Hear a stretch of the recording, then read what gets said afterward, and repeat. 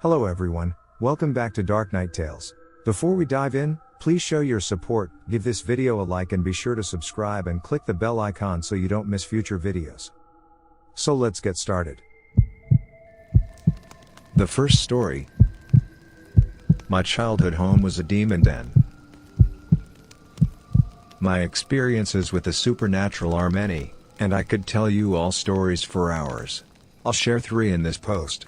I've been able to see and hear them my entire life, and so has my brother, who I'll call Johnny. The house we grew up in was a hotbed for demonic activity. My earliest memory of seeing a demon was when I was 4 years old. I had been sitting at the kitchen table in my childhood home, eating a bowl of cereal for breakfast, while my mother was doing her hair in the bathroom when I heard footsteps coming toward me from the kitchen. When I turned to look, a hooded shadow figure was standing in front of the refrigerator, and I could feel it looking at me.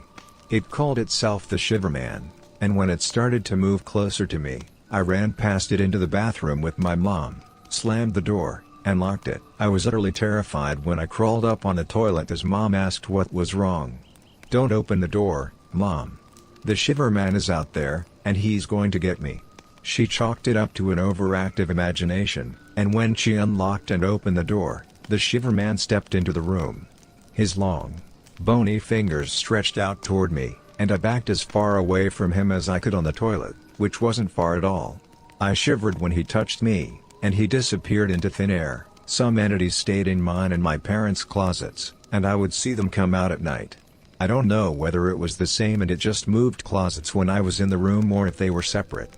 But when I got older, I asked my friends when they came over if they ever felt strange when they went into my closet, and every one of them said they always felt like something was in there with them that wanted them out. For whatever reason, I slept with my walk-in closet door wide open until I was 9.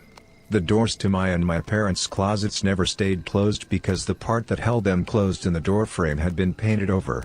One night, I had looked at my closet, and suddenly a huge demon stepped out. I couldn't see its facial features, thank God, but its silhouette was very clear. It had horns on the top of its huge, round head, a fork in one hand, a knife in the other, and a napkin tied around its neck.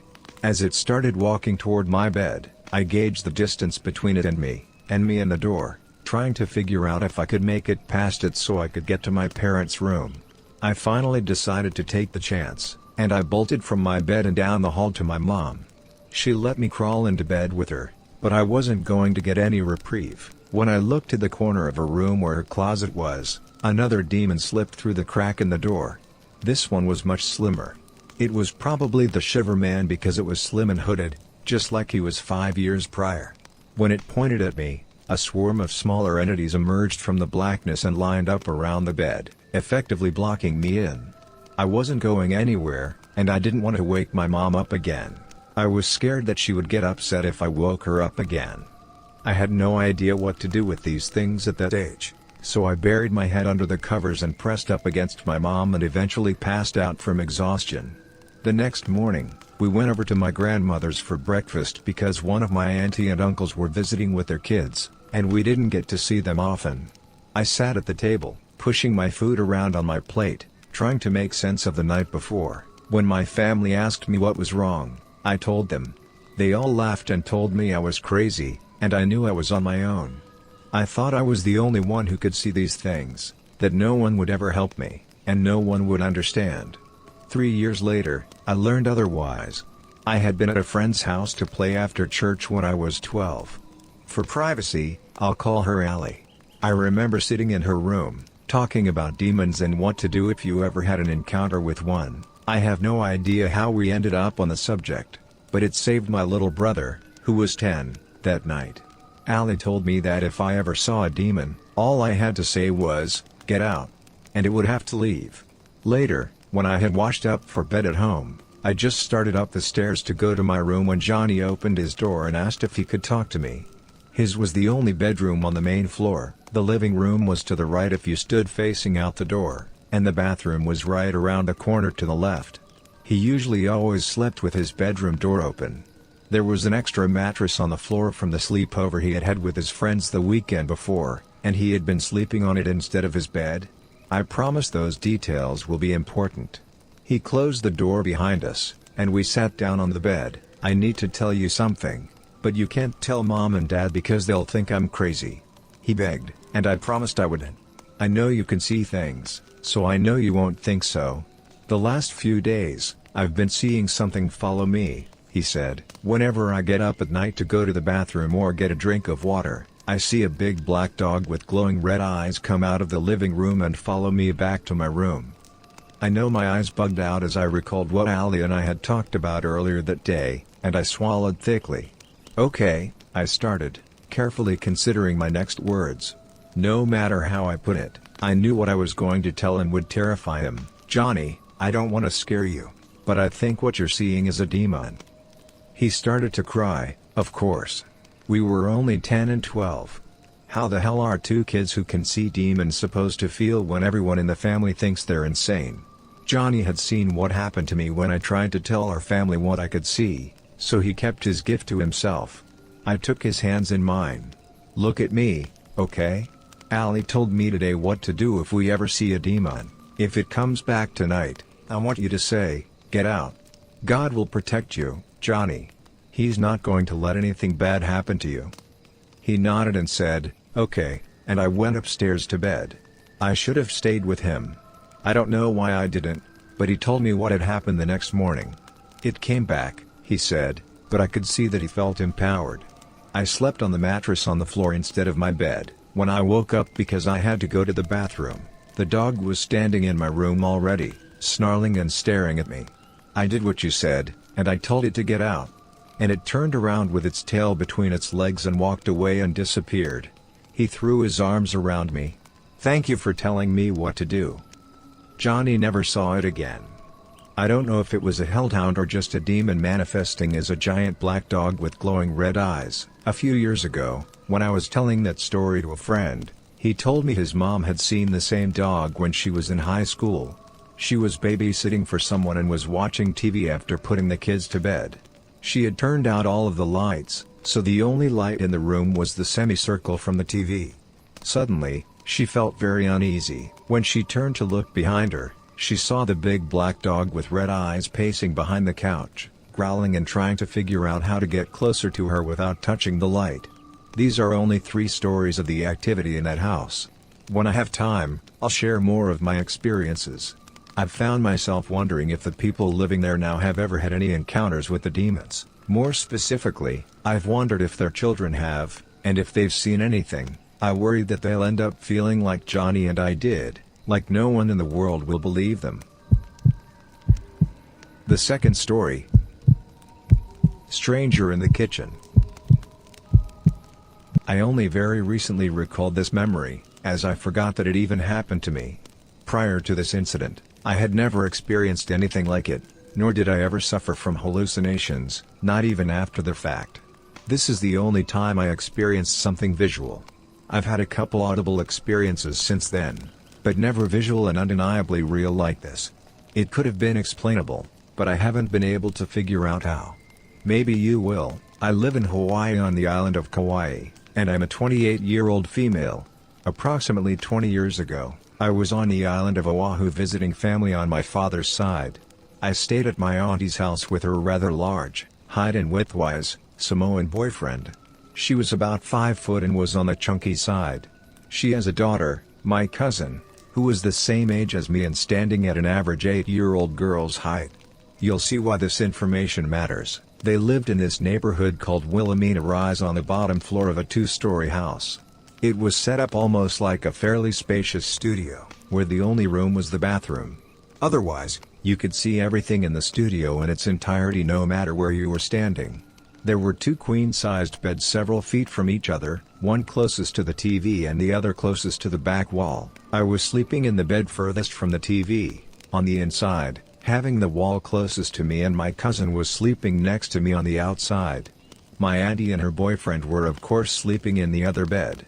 I want to say it was somewhere between 1 a.m. and 2 a.m. when I suddenly woke up. I don't know if I had to use the bathroom or what disrupted me, but I was facing the kitchen when I opened my eyes. Again, yes, everything was in one big room so I could see the kitchen, microwave, front door, etc. from my position. So I opened my eyes and propped myself up a bit, using my elbow to see over my peacefully slumbering cousin. I was puzzled at first as it caught my eye, and I thought I'm just imagining things. As I begin to rub my eyes and hoping to be rid of whatever was causing this potential illusion, I look up again, knowing it had be gone because the explanation was my eyes were likely just blurry, causing me to see imaginary things, right? That's what everyone else would expect when something like this happens to someone. But that isn't what happened. Not in this universe. After rubbing the sleep from my eyes, I look up again and it's in the same spot as it had been. The next step is to pinch yourself, right? That's exactly what I did. Pinch pinch pinch on my arm as hard as I could, to where I had to rub the pain away, as that is still there. My 8-year-old mind was trying to make sense of what was playing out, but it couldn't. And I think maybe that's why I didn't say anything to anyone until very recently. Standing in the kitchen and facing the sink, away from me, was what looked to be a figure of a male on the slimmer side, except I couldn't see any details of it. It was as if it were encompassed by a dark, deep, shadowy black. It was a silhouette. Not even the stove's dim, overhead light penetrated anything identifiable on it, other than this entire encounter. The odd thing is when I first saw it, my half-asleep brain recognized it as my grandma until I looked harder and made sense of where I actually was. But that didn't make sense for a lot of reasons, the main two being she's my mom's mom, therefore having no relation to anyone here except me, and two, she was still alive and well on my home island at the time. She didn't pass away until about a decade later, so it wasn't some sort of omen, I don't think. After I looked at my auntie and her enormous boyfriend sleeping as they're supposed to be, I glanced at the front door thinking maybe someone broke in. From where I was, I could see the chain was still on the door, as was the heavy-duty padlock, meaning the only way that locked door's opening is from the inside. The only window in her place was still intact as well. I was quickly checking explanations off the list and not liking the conclusion I was coming to. My heart was pounding at this point and the figure still hadn't made a single movement. I rubbed my eyes and pinched myself one last time, hoping I was dreaming. Please, I thought to myself, as I slowly started to lower my body onto the mattress, keeping my eyes on whatever it was that refused to go away, please keep us safe and don't let anyone see anything. I stealthily flipped on my other side to face the wall and pulled the covers over my head. I didn't care how hot it was, I was not going to see what's on the other side of this thing, nor was I going to feel, hear, anything it does. I silently prayed and had so much fear and adrenaline coursing through me, I thought I would never end up falling asleep. I genuinely had it in my mind that something was about to happen to me. Miracles do happen, as after a millennia passed I did indeed fall asleep through the rest of the night without any further disturbances. I don't recall what happened the following day, but all I know is nothing was out of place, no evidence of someone maneuvering their way into the house, and no one else mentioned anything about what I saw. I did tell my dad's mom about this recently, and she genuinely believes that I'm sensitive to anything spiritual or paranormal. She has her reasons, but that's another story. For some reason, I haven't been able to find it in me to agree with her about being sensitive. Maybe it's because I fear these type of encounters so I consciously shut this stuff out? Maybe because I'm just too skeptical? All I do know is I'd like to never experience seeing a spooky spectral stranger in the middle of the night ever again. The third story. The thing under the tree. Okay, so I really need to share this encounter. First, you need to know that I'm not experienced with anything paranormal related, so I'm not an expert. This happened 2 years ago and it's still fresh in my mind. I was 14 at the time of the incident. A little backstory, I experience both visual and auditory hallucinations. I've had these things my whole life. I see/hear monsters and people. I know these aren't real, but this experience made me question that. The actual story. It was 8 p.m. and my dog was whining. I assumed he had to go out, so I put him on a leash for a quick walk. Since it was winter, it was already pitch black outside. I arrived to the field where I usually walk him near a playground. While he's doing his thing, I look over to the right. Fear shoots through my body as I see a shadowy creature under a tree not too far away from me. It had the body of a bear but the head of a dinosaur. I don't know, but it didn't look like anything I'd ever seen before. It was standing still in one spot, so I didn't think much of it. I immediately calm down, assuming it's just a hallucination, and continue walking my dog. Before I could continue, my dog starts to shake. He's whining and looks terrified. He starts to bark in the direction of the thing. I was so confused. I've often seen scary things like this, but no one around me has ever noticed them. The thing turns its head in my direction. My dog was still barking at it, so I do the responsible thing and run for my life. I wasn't far from home and I ran faster than I've ever ran before. I made it home safely, but I'll never forget the possibility that some of the things I see could be real. I never saw it again, but I'm sure this encounter will haunt me till the day I die. Didn't go outside at night for 2 months after this. Smiles. The fourth story. There is something in my closet. My mom's house is about 40 years old. When I shared a room with my sister, we were about 6 to 7 years old. Strange things used to happen frequently. We had lots of toys in display. There were a pair of clowns that moved their head even without batteries. My mother at first didn't believe us. When she saw the clowns moving, she immediately threw them away. A few years went by and my sister moved to another room in the house, now ages 16 and 17. I used to stay up late and frequently felt observed, especially from the closet. I had to close the doors to feel at peace when I went to sleep. Hug me, and he closed his eyes and hugged me tight. I didn't know what happened, so I asked him. I was backwards the closet doors. He just pointed behind me, and in the reflection of his eyes I could see a huge creature. I just stood up, carrying him outside the room as fast as I could. That night we slept on the sofa. The fifth story. Weird phone stuff. 1995. I was 16, sitting on my front porch waiting for a ride. My mom throws open the door and says, "What the hell are you doing?" Me, sitting here. Ma, did you just call? Me, no ma. I've been here on the porch.